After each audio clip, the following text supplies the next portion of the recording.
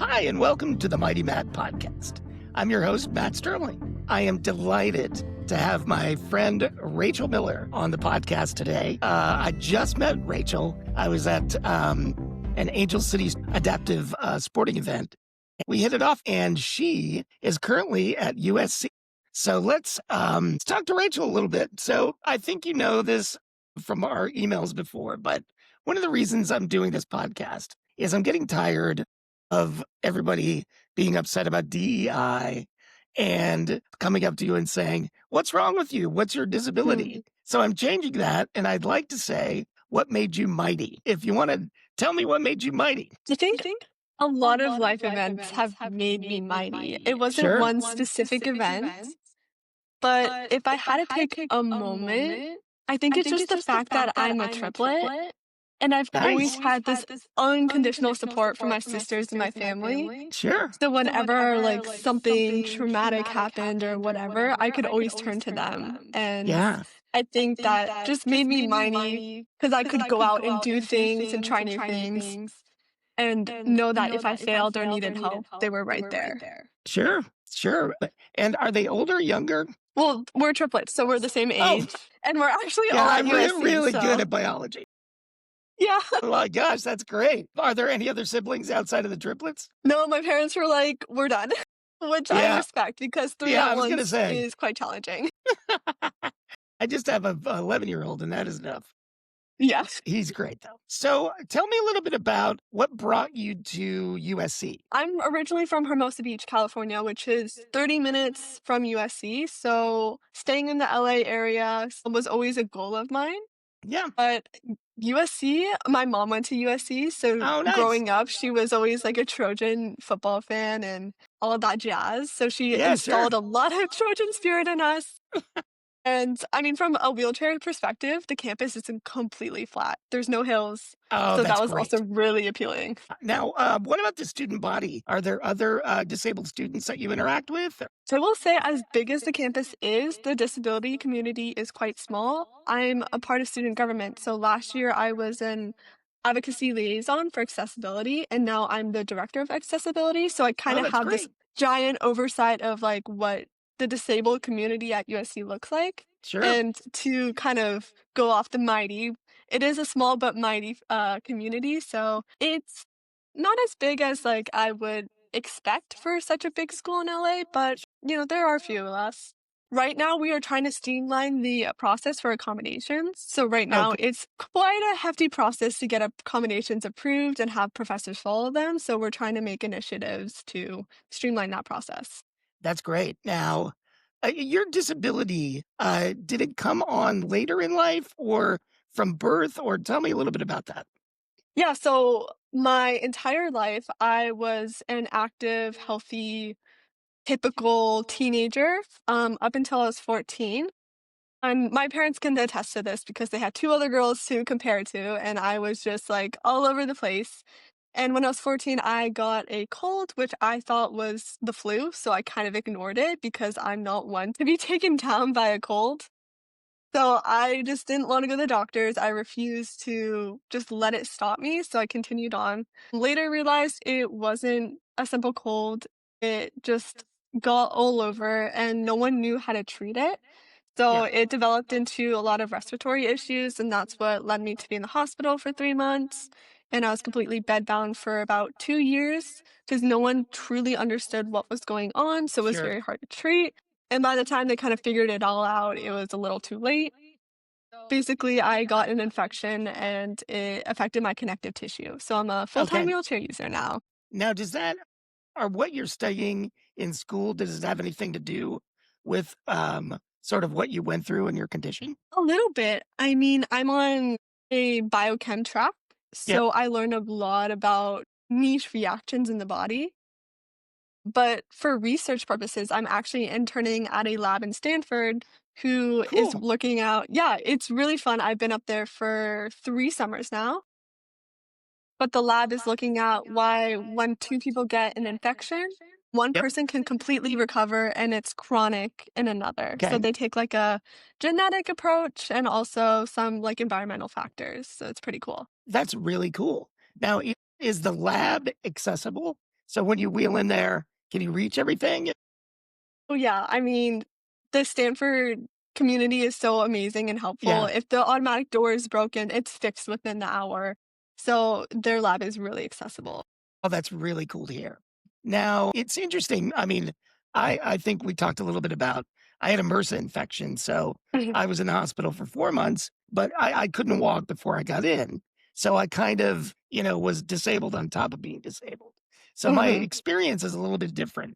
I was wondering sort of mentally, what are some of the things you've gone through in terms of adapting to the wheelchair and adapting to life kind of as a newly formed disabled person? Yeah, I will kind of rephrase what I've been telling one of my friends, and he's so annoyed with me because he's like, "Yes, I know." But I just keep saying, like, how different life is just simply because I'm sitting down. Yeah, I did not realize how crazy of an adjustment and change it would have been just simply because I'm seated, not standing up. sure. So I think just every little aspect of my life is different. And that Yep. was something that I had to adapt and get used to. Like, I can't think of a simple thing that is not different now that I'm Yeah, in a it totally wheelchair. changed, right? So I guess to follow up on that, how do you deal with frustration? I mean, I rely on my community so much. Good. That is the one thing that I'm very thankful for, although everyone it's really just heartbreaking to know that everyone's going through, like, the challenges that I'm facing, but the one Yep. good thing is that we can trauma bond, so to speak, over it. Yeah. So, I would say that, and also it's just knowing that whatever I'm going through, I wanna fix it so the next person doesn't have to go through what I go through. So I think that's a lot of the reason why I do all the advocacy work that I'm doing and all, like, just fighting for basic rights because I know I could maybe figure out a way to get around it and it'll be okay, but I know I'm making it better for the next person so they're able to pursue what they wanna pursue. That is such a wonderful thing to hear. Mhm, I'll be quite honest. It wasn't until I got out of the rehab with MRSA that I started to think about the disabled community and mhm. reaching out because I basically got my degree, went to New York, worked in advertising for 30 and didn't encounter anyone with a disability. I Yeah. mean, occasionally on the bus or whatever, but it was interesting because when I was in college, I played wheelchair basketball and I kind of had a little community there. And I missed that, which is kind of, I mean, that's what drew me to you when I saw you at the event because it's like, somebody that's got a smile on their face that's excited to be there. It's just, it's warming for me after so many years of not being around the disabled community. And that's the reason I'm doing this podcast is I want people to see other disabled people doing amazing things because when I was growing up without the internet, I had Paralympians or veterans, but that was it. And so I didn't know, like, could I get a job? Am I going to have any friends? Can I go out and get drinks? All those things that when you're growing up, you don't know what's going to happen. So it's always fun to see other people like yourself, like going for it and having this kind of cool path to the future. So that I Yes, think thank you. leads to my next question is, are you like, will the Stanford thing roll into a research job or what are your hopes for the future? There's so many hopes, but I will say I went into college wanting to go to medical school, and Sure. that's always been a dream of mine. I was always interested in science, and becoming disabled just made learning about science that much more personal and interesting. And then freshman year, I got a position at a research lab on campus who Yep. also researches biochem stuff. So I kind of fell in love with research. So I was thinking about a PhD. Yeah. But now I'm back on the medical school track, maybe medical school PhD combined program, and I actually just took my MCAT last weekend, so Did? Oh, that's great. yeah, so that was a big relief to get it done. But yeah, so I hope to go to medical school, but I am, That's great. pursuing a progressive degree in stem cell biology and regenerative medicine, so as a master's, and then medical school. I think you should add something else to that. I mean, come on. Yeah, That is I know, great. I'm I just think gonna your keep collecting brain, degrees.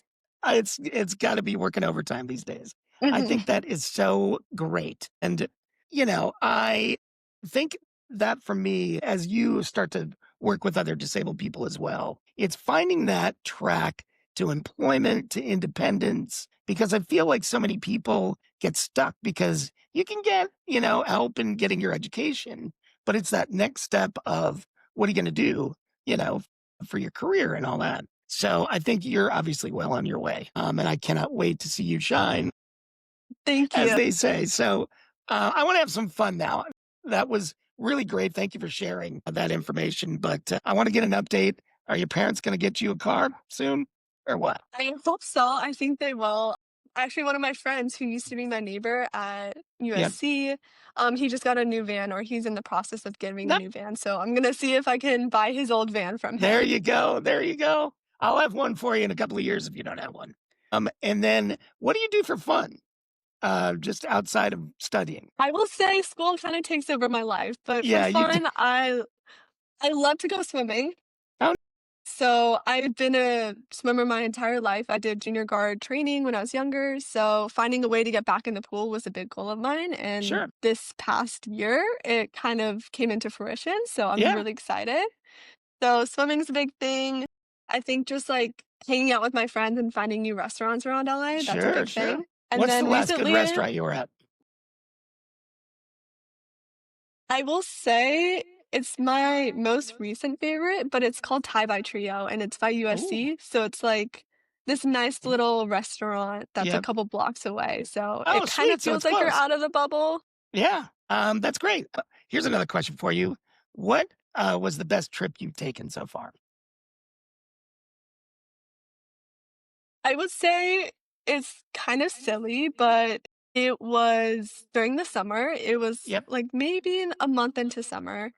And I was studying for my MCAT and yep. I got 4 days off of research, which never happens. And so I asked my dad if he could drive me home, and he was like, "Do you wanna go to Vegas?" And I was like, "Sure." So we literally decided 7 PM to go to Vegas at 7 AM the next day, and I Love it. dragged my friend along with me, and That's so so we went to good. Vegas, and we Or were just just studying hang. in a bunch of hotels, and That's it great. was a lot of fun.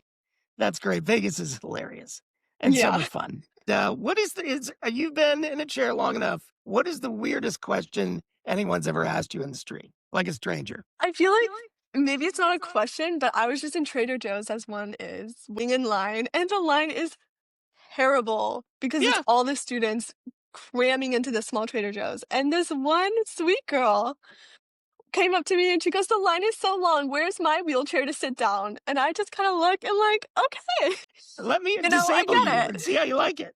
Yeah, I was like, you know what? That is a very valid point. Yeah, So that seems very LA. That's like during Christmas time when it's like yeah. you go to the Grove and there's a Lamborghini in the handicap spot.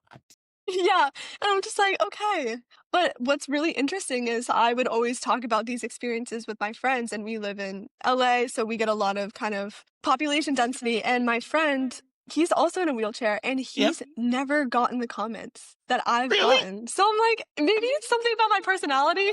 Yeah, I I don't know. don't You just know. look, you have a happy face. People want to I engage. guess so. So it is very interesting to see, like, within the disability community that the responses vary, so Yeah, I found totally. that weird. I think we're going to have to prank your buddy, is what I think.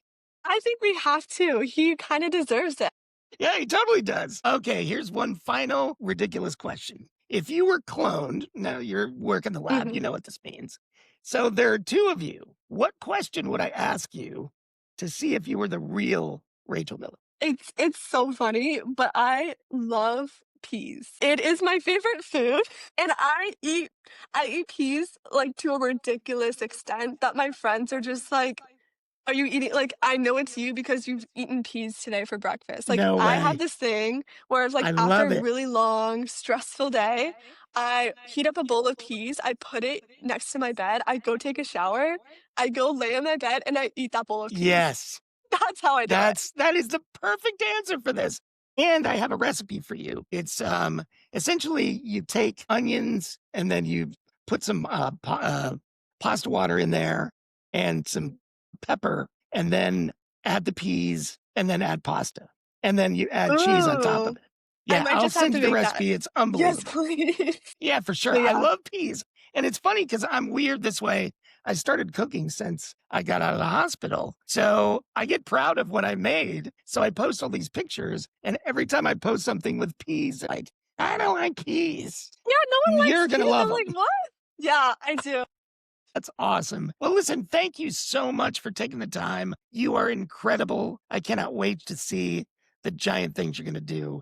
And we're going to stay in touch, obviously. But I appreciate you Yes. being one of my first guests on this crazy podcast. Yes, thank you for having me. I have a lot of fun and it's always a great time talking to you. I always learn new things.